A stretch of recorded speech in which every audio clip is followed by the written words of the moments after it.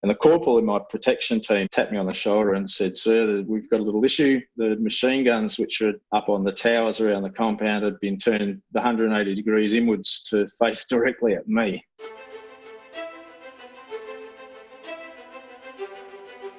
Welcome to the podcast where we track down Australian war veterans, have a chat with them, and hear their stories.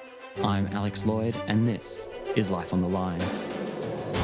The only thing I was scared of was failing, with letting down the people there that I was supposed to support. Things went south really bad. You've got to have an element of crazy to be good at what we do. There was an ego attached to being a gunfighter. Being around big tall trees, thick shrubbery, potentially connects him to other moments in his life during battle. Walking in minefield, not knowing when your legs were going to get blown off. You know, we're all part of this The fight. story of transformation is powerful. Tim Reynolds served in the Australian Army for 27 years. He joined as a mechanic and retired at the rank of Major. He began a new civilian career in his 40s, before being diagnosed with a terminal cancer.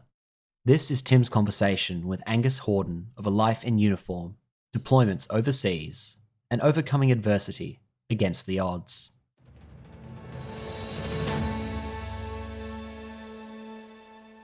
I'm Angus Hordern, and today we're speaking with Tim Reynolds. Tim, welcome to Life on the Line. It's a pleasure to be here with you on the podcast. Thanks. What was your childhood like? I grew up in Western Australia and I was privileged. My mother sent me to an all-boys private school. I didn't fit in so well there, and it was a complex environment. I was bullied a bit at school. I went into the boarding house for a period of time. That was another area of challenge, and I was brought up by a single mother. We were on the run from my father back in those days. There was domestic violence in the late 60s and early 70s. So that was my sort of upbringing at the age of 15. As with most young blokes back then, we looked around at what we were doing with our lives, and I wanted out of school. That was it for me, and I looked for a trade. That opportunity came along. How old were you then, and what year of school were you leaving? I left in year 10. I had applications in for a few different trades. The mechanical side of things was my leaning because of my mum remarried, and my stepfather was a service station guy. He did driveway services and oil changes and tyres, and he made me do a bit of work experience when I was around about 13 years of age. And this was the point where I could sort of see a pathway out of school into a trade. I had an opportunity with Westrail to be a train mechanic, and at the same time I applied for an apprenticeship with the Army as a mechanic. And that was happening in the eastern states, and that was a really significant drawcard for a West Aussie kid. The eastern states was a place where everything happened, and I could get over there at 15. So I signed up for 9 years of my life, and I started an Army apprenticeship at a place called Balcombe in Victoria. The 9 years was essentially a 2-year thing at Balcombe, doing military and theory training around a mechanic. I was a vehicle mechanic. Followed by a couple of years at a big base workshop facility, and then you did a further 5 years sort of payback, like a return of service obligation, they call it now. I kicked off as a young whippersnapper at Balcombe in Victoria. Well, actually, a lot of people don't appreciate that getting out of school in year 10 to go into a trade was very acceptable then. Today, people think everyone has to finish year 12, but for a lot of people, such as yourself, who wanted to go into a trade or go into something practical, the other pathway was perfectly fine. And by the sounds of it, you found a good home with the Army, with their apprentice school, and got to fulfil your dream to come out over to the East Coast and get into action. So coming over here, how did you find the Army compared to leaving boarding school? The time at Balcombe it had its ups and downs. I suppose leaving home was a challenge, and Balcombe was down the peninsula near Mount Martha. It was a good couple of hours from Melbourne on a rickety old bus, which they picked us up at the airport, a group of West Aussies, and we got put together with a group of other young guys between 15 to 17 years old. Balcombe's got a tremendous history, not only as the Army Apprentices School, which started in about, I think, 1948, but it also been the rest and recovery location for the US Marines, the 1st Division after the Battle of Guadalcanal in 1942. We marched in and did 3 weeks intensive training to start off with, living in what's called a guts hut. So you had 12 blokes separated by a thin steel locker, and whoever had the loudest stereo system or radio back in the day always sort of had the power of the hut. It did have its challenges. So, we were taught by hardened Vietnam veterans back then. They treated us as men, which was really great. But as a young apprentice and a 15-year-old child, I was grappling with puberty and pimples back then. Some of the other guys, they were men. They were shaving twice a day. But, not me. I didn't even know how to shave. We learnt how to tie our boots, iron our uniforms, sort of make our beds, all the things that a soldier does. That first 3 weeks was a lot of yelling, and we got broken down and rebuilt into soldiers with weapon skills. And back then we used the SLR rifle, 7.62, fantastic piece of kit, and learnt all about it. But Balcombe, I suppose the challenge was a little bit to avoid standing out. You wanted to get on and learn your trade. That was the thing that I was there for. So we studied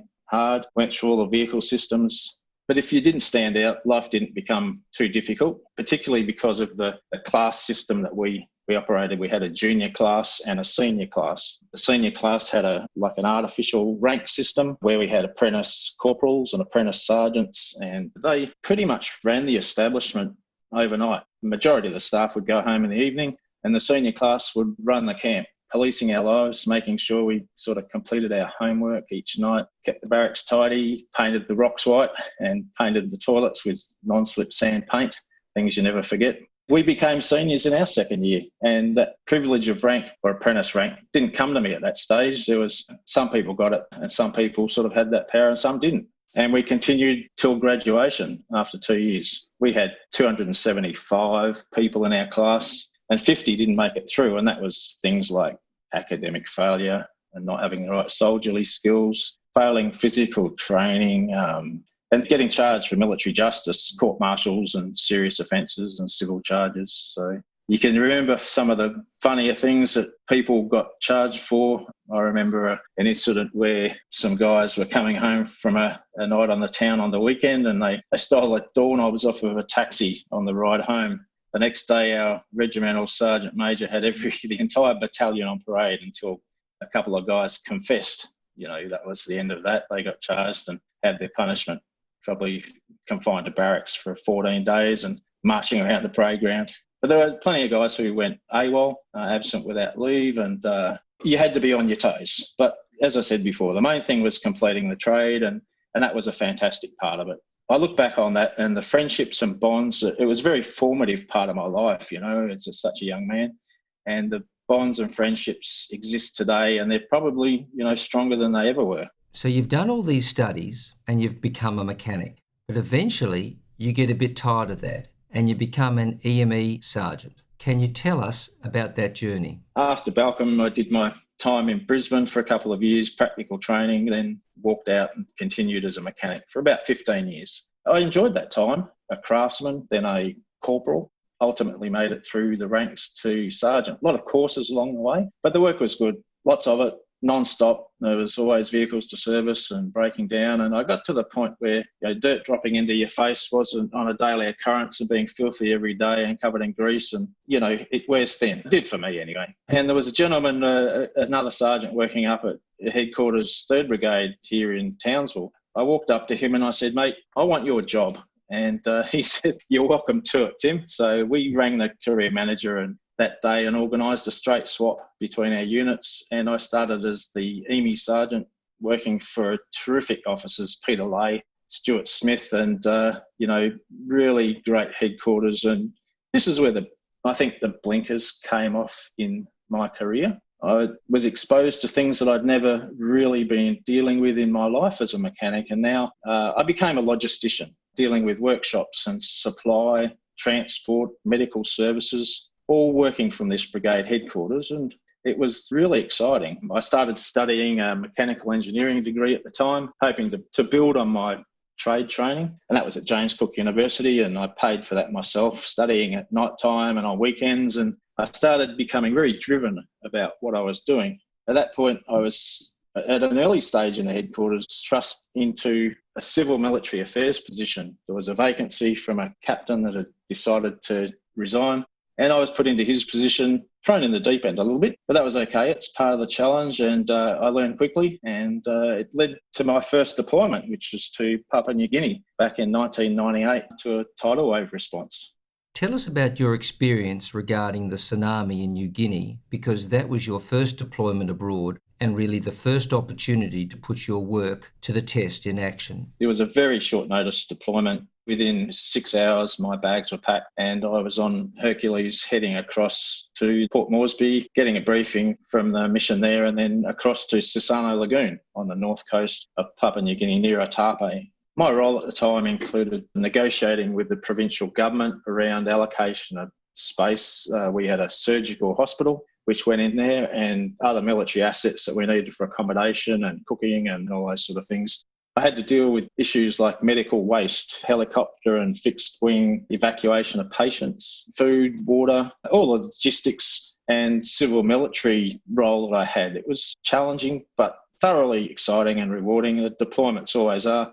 I used all the skills that the ADF had sort of given me up to that point, and I'd learnt. The operation transitioned. It started off as a disaster response with our surgical capability. There was some sad things with amputations of children, but great work by some fantastic people in our medical stream. And then it became a recovery operation. So we were searching for people. We had dog search teams come in from the United States looking for many lost bodies in the area. But I think the biggest learning that I got from the whole deployment was around negotiation and that disaster recovery operation, something that sort of became a bit of a tidal wave specialist from that first deployment. And there wasn't too many people who had actually done the civil military affairs work in that capacity up to that point. And Tim, how long was that deployment, and what was the size of the force that you were looking after? It was a small deployment. It went for a month for me. I was first in and essentially last out. I can't remember the exact size of the force, but it was well over 100 deployed, which included headquarter element, command and control, and also the parasurgical team. So Tim, can you tell us about the transition from your lower ranks, the NCOs, the corporals and sergeants who really run the Army, and how you progress with commissioning to become an officer? I was promoted to warrant officer, worked as a training instructor at Albury Wodonga. There's a big logistics base and training facility there. During that time, I continued studying. That became a lot harder. I was doing it by distance and part-time. The mathematics got a lot harder, and I decided at that time that there might be more opportunities by being commissioned. And also, I'd spent such a period of time as a soldier and other ranks. I knew that there were other things to do in my career. So I put my hat in the ring and was commissioned as a captain. And I continued in that teaching role right across a suite of logistics courses. And that went on for about a year and a half. I think one of the things that really stood out to me was the differences between simple things like going to the sergeant's mess and the officer's mess and change there. The sergeant's mess is something we all wanted to aspire to. When you're a private soldier or a corporal, becoming a sergeant had that opportunity to go to the sergeant's mess, a place where you could spend your day talking about the day's activities, developing things and strategies for the rest of the week, having a social interaction, a meal and a drink in the most beautiful surroundings in the mess. The historical memorabilia on the walls, timber-clad walls, comfortable lounges. There was always someone going around, though, in the sergeant's mess telling you that maybe the moustache was a bit too long, or that there was a compulsory function on Friday afternoon or Friday evening, and that was compulsory for your spouse as well. My wife had to go irregardless. And I noticed when I walked from the sergeant's mess across to the officer's mess, I was met by a full colonel who shook my hand on day one and said, "Welcome to the mess, Tim. Let me get you a drink." And it just couldn't have been more inviting and a different environment. And the sergeant's mess, it's a fight to get there. You want to get there. When the officers start at Royal Military College in Duntroon, they have a mess there right from day one. It's always a place they can go to. So it's a lot more relaxed environment, I found, but that was a nice part of the transition, other than the significant challenges of being a commissioned officer. Let's jump ahead now to January 2005. You're a major, and by this time, the Boxing Day tsunami of 2004 is fresh in everyone's mind. You're heading back into the disaster recovery. Tell us about your experiences there. That was Operation Sumatra Assist. I remember it very clearly. I sat quietly as a duty field officer at Christmas. I was about to have a drink for Boxing Day test, watched the cricket, and I was advised by a knock on the door, and a signalman came, and I read a signal telling me there'd been a huge tidal wave in Sumatra, Indonesia. I called my commanding officer, who was in Sydney at the time on leave, and he gave me some famous words which I'll never forget. He said, "Tim, recall the regiment." So began the preparation for deployment to Banda Aceh. It placed a great deal of responsibility on me, and as the officer in command of the regiment at the time in Darwin, it was a big test. The loggy in charge of everything, logistician. We had soldiers on leave right the way across Australia, and we set up a fly home system for the soldiers. Many had to leave their families, their children in a state, they were at holiday resorts. But the Army's got great detailed recall procedures for all this, and things like our own disaster relief operations and cyclones and even the recent bushfires. I'd set up and deployed the initial water purification team within around about 12 to 24 hours, got that regiment back home and prepared all the troops and equipment to go on to HMAS Canimbla, which we sailed across in around about 7 days, and I was the officer commanding embarked forces. And we arrived basically in Aceh, up in Sumatra. It was the world's biggest disaster site, 200,000 bodies. By the time we got there, it was essentially a recovery operation. Complete devastation. We saw concrete buildings washed away, ships on top of 3-story buildings. It was a challenging and complex environment, and Tim was selected as the safety officer for the operation and our unit. I coordinated the regimental recovery operation, logistics for the regiment. I think, I drew a lot from my experience in Papua New Guinea, and that came to the fore. And I did a lot of negotiation, dealing with other nations as they joined us. We had Spanish engineers turn up. It was, again, a tremendous deployment and very exciting. A huge amount of hard work. After the work with the Tsunami, it's not long until you're sent to Iraq. Tell us about how that came about. Deployment ended after 3 months. We were invited to head back home to Australia by the Indonesians after tremendous work. We got home, refit the regiment, getting all the equipment cleaned back together, and a lot of that had to be decontaminated. We had our soldiers and everyone take a bit of leave because of the loss of Christmas. That was good. And then I got an offer I really couldn't refuse.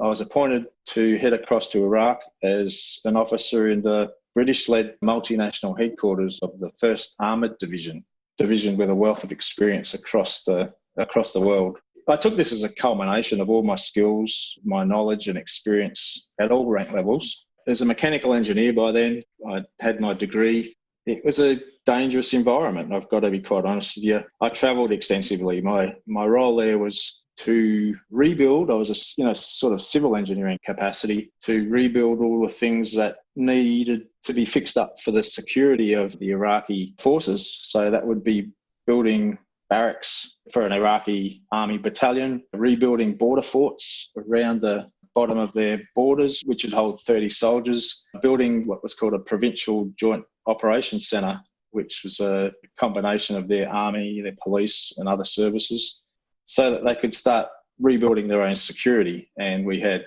an exit strategy for Iraq. By now, Tim, you're going to Iraq, which is a war zone. It's quite different to the disaster relief work in New Guinea and Indonesia. What did your wife think of it at the time? Were you a dad? Yes, got 2 children by the stage. One of the things that I wanted to do was have a chance for those kids to settle down a bit. So we had moved to Townsville with that intention.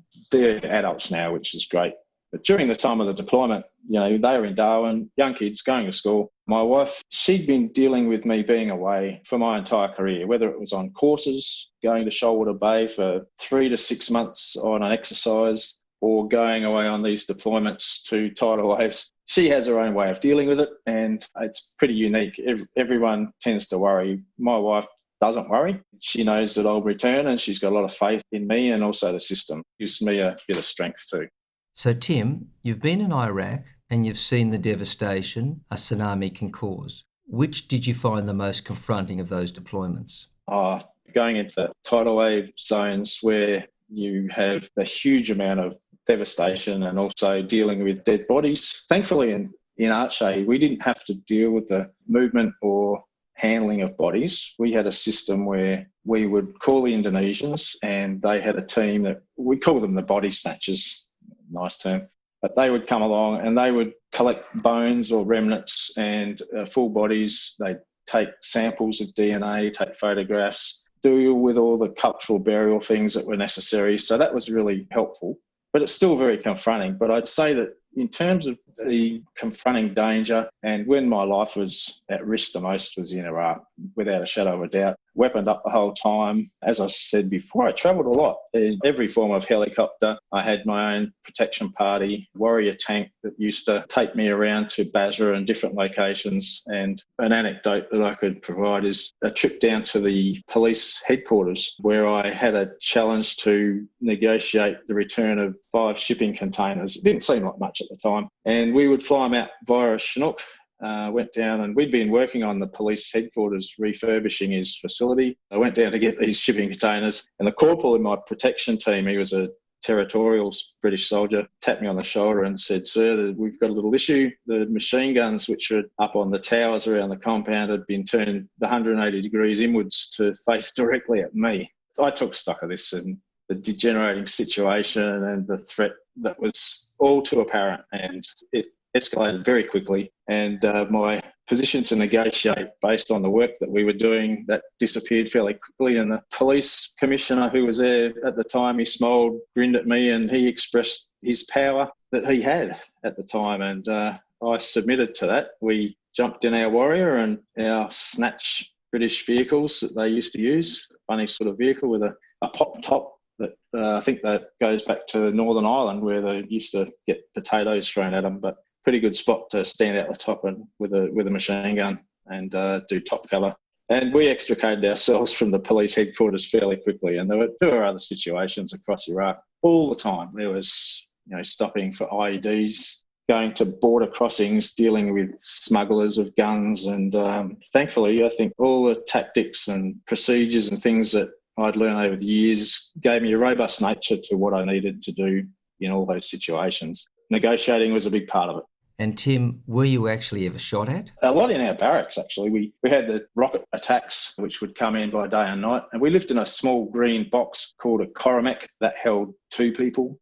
In the first couple of months, you'd tend to grab your body armour, jump under the bed, or, it was quite a threat. And if one hit your Koromek, that was it. There was 50 cal machine gun fire coming fairly regularly, but the separation distance, the trajectory of the rounds would mean they're going fairly slow by the time they actually got into our compound, which was good. But I regularly had them dropping at my feet if I was running around the compound, keeping fit. So those were the threats that were sort of constant all the time. It's a constant stress that you live with. It was a constant threat by day and also by night, whether I was travelling.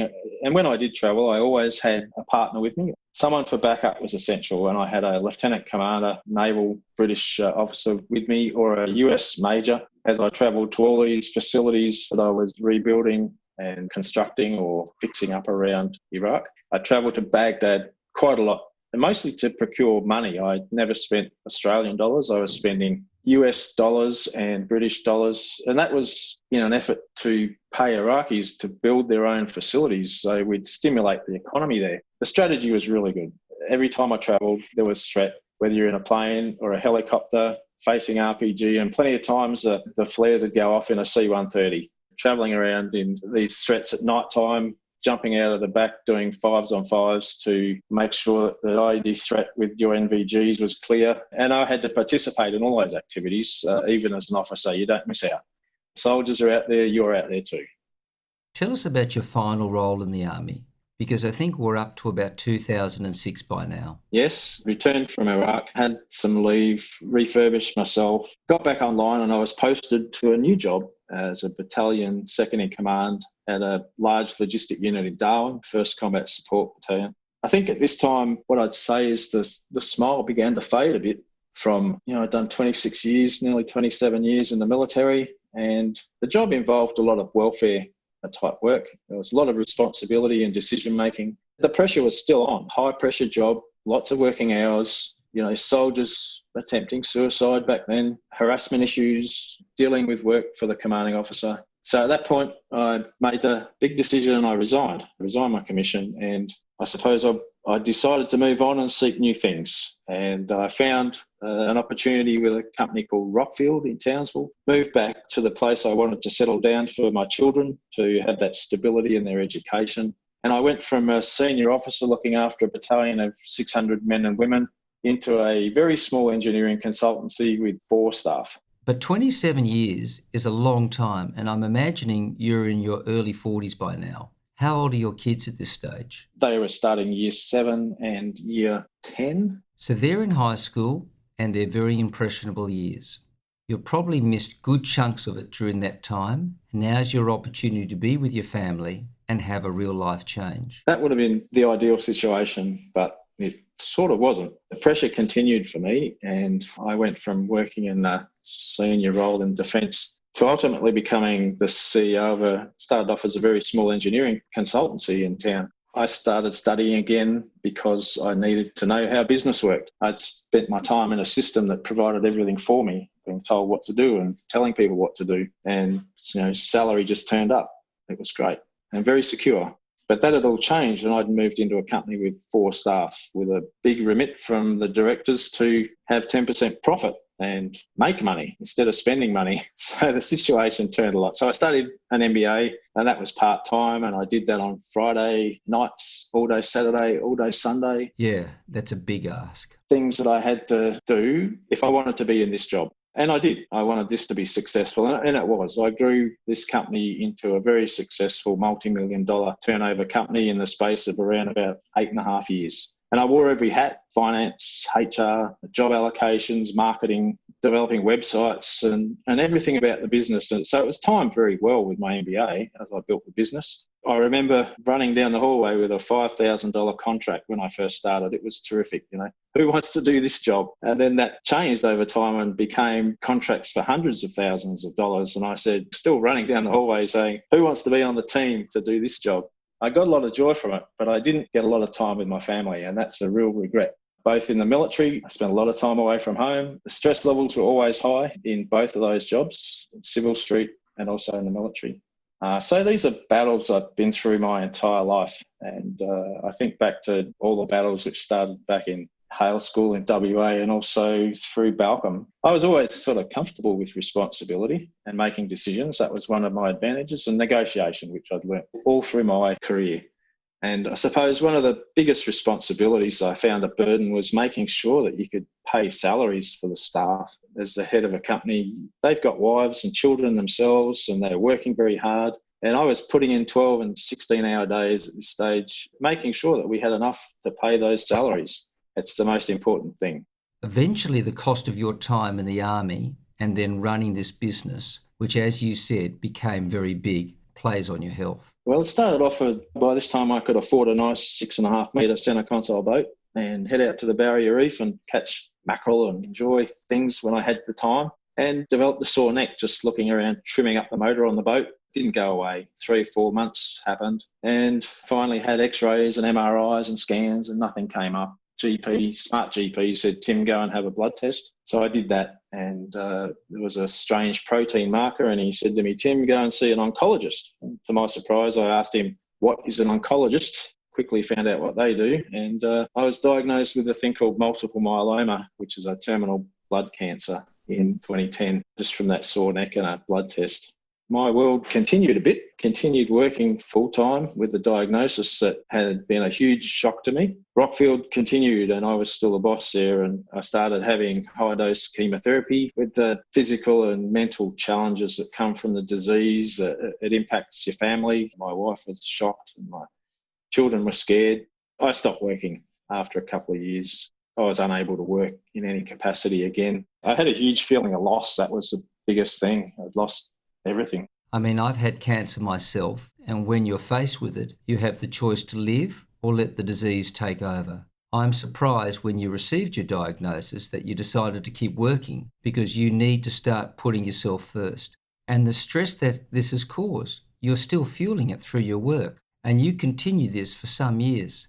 Tell us how you eventually finished work and started focusing on healing. Stress does things to people, but I've subsequently found out that The reason I got the disease is through exposure to chemicals, through a chemical called benzene. So, I found out why it happened. There's a complete linkage between some of the exposures I've had through my life and multiple myeloma. But I'm sure that stress has a big part of it too. Where was the benzene link? That goes back to my time as a mechanic, washing parts down for that 15 years in chemical solvents and range fuel. I did stop work. I had my first stem cell transplant in 2011, and that lasted 3 years, which was really good. Many different drug treatments, and I had my second stem cell transplant in 2015. A bit less successful, and it lasted only 12 months. But up till now, I've had 7 relapses, different combinations of drugs along the way. I take about 16 pills every morning for breakfast, then about 12 for dinner. And those relapses sort of happen when the chemotherapy drugs, they stop working. They run out, lifespan stops, and you have to look for different pathways. My haematologist is fantastic. We sit down and discuss these pathways and strategise, because for me, there's no cure. This is a treatable disease, but it's not curable. It's terminal, and I need to deal with that, the mental health challenges that comes from it too. My only real hope, I suppose, is to live long enough for these new drugs to be developed and pray that a cure comes sometime in the future. Can happen. There's new things on the horizon all the time, but the trick is living long enough for them to be a realisation. Sat in having chemotherapy yesterday for 9 hours in hospital, having an infusion, and then I take a chemo pill every day of every week, and the beat goes on. But at the moment, my health has taken a bit of a turn for the worst. I've been through organ failure, dialysis, emergency surgery, coli bug infections, and the biggest hassle with a blood disorder is your immune system fails. I'm sort of immunosuppressed. I don't go out to shops a lot. I can't go really in crowds. Anyone who coughs and sneezes on me can give me something that can kill me. Things like coronavirus currently are a huge risk. I don't quarantine myself completely. You have to live life. So I take calculated risks, and I might go to Bunnings and buy something for the house or things like that if I need to.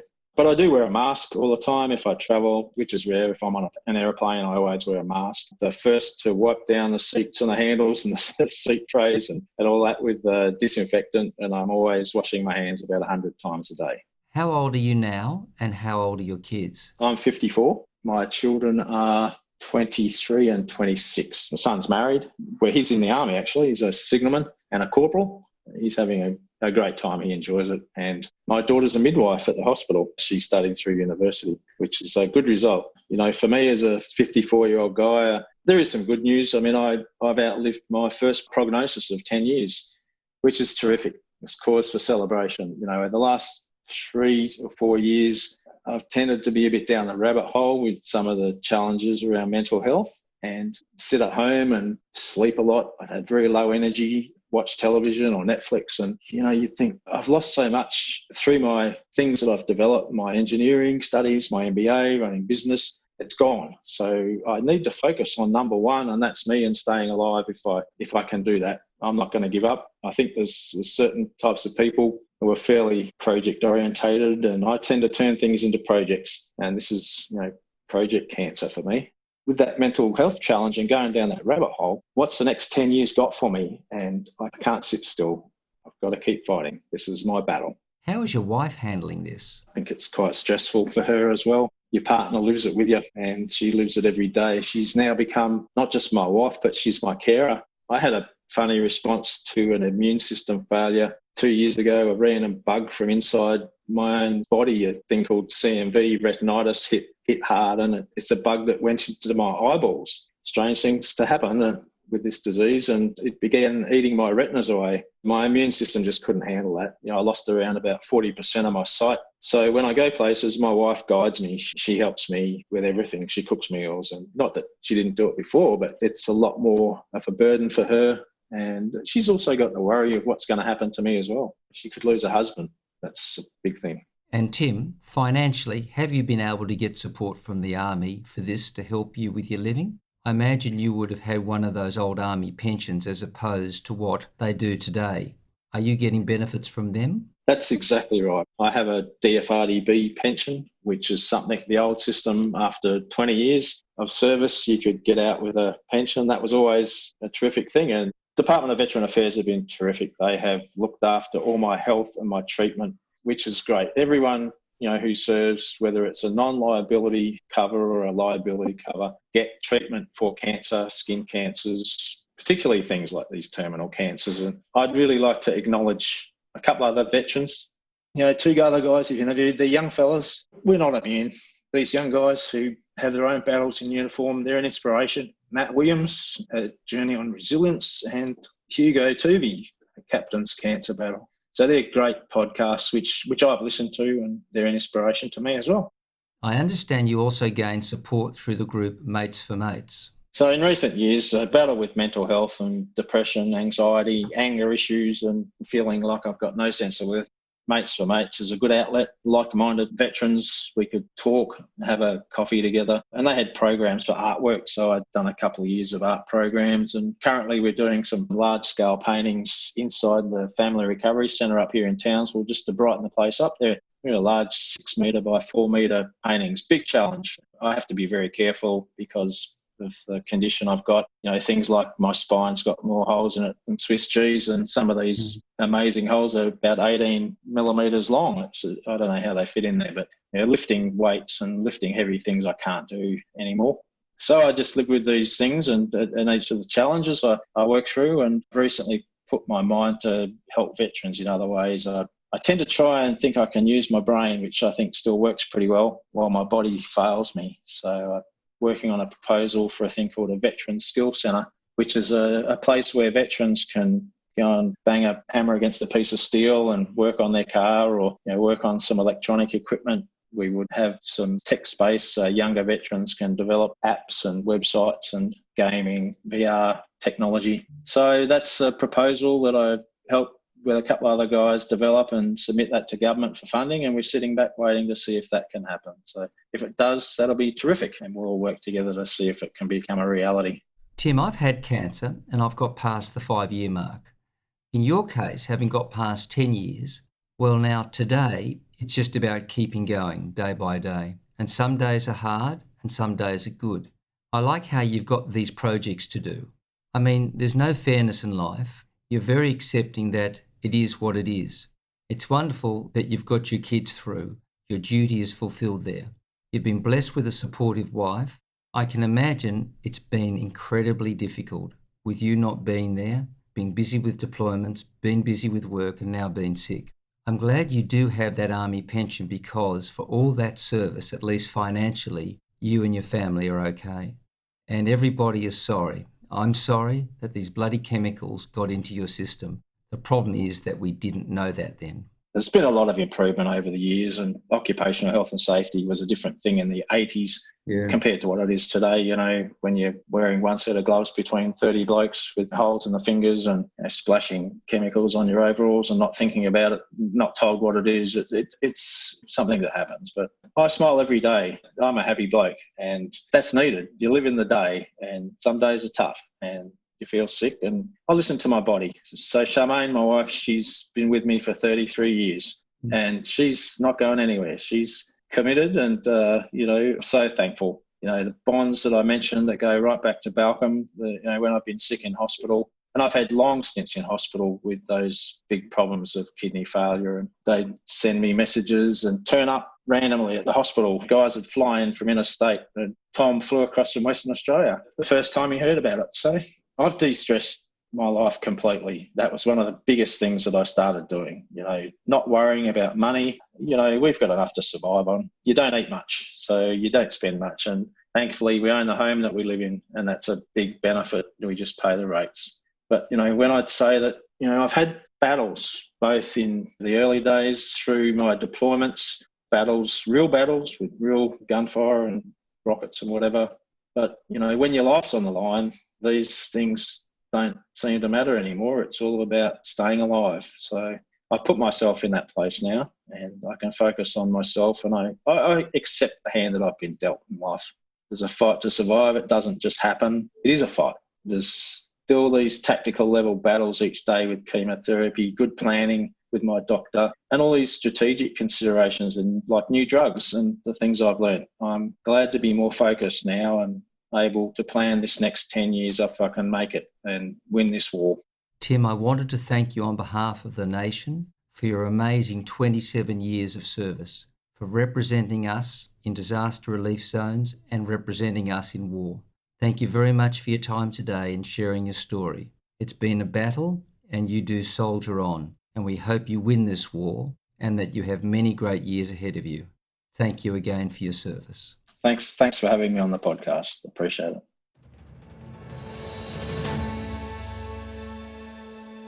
Have a listen to the episodes that Tim referred to during his conversation with Angus. Go back to 2018, Season 2, and listen to A Journey of Resilience with Matt Williams. Mentally keeping yourself stable is incredibly hard. And I've had times when I've 100% felt myself slipping. And in 2019, Season 3, A Captain's Cancer Battles with Hugo Tuvey. You're skinny and you're frail and you're fatigued. You're looking at yourself in the mirror thinking, this is not who I am. This is not where I expected to be. For my conversations with those young veterans, find this podcast on social media at LOTL Pod on Twitter and on Facebook and Instagram at Life on the Line Podcast.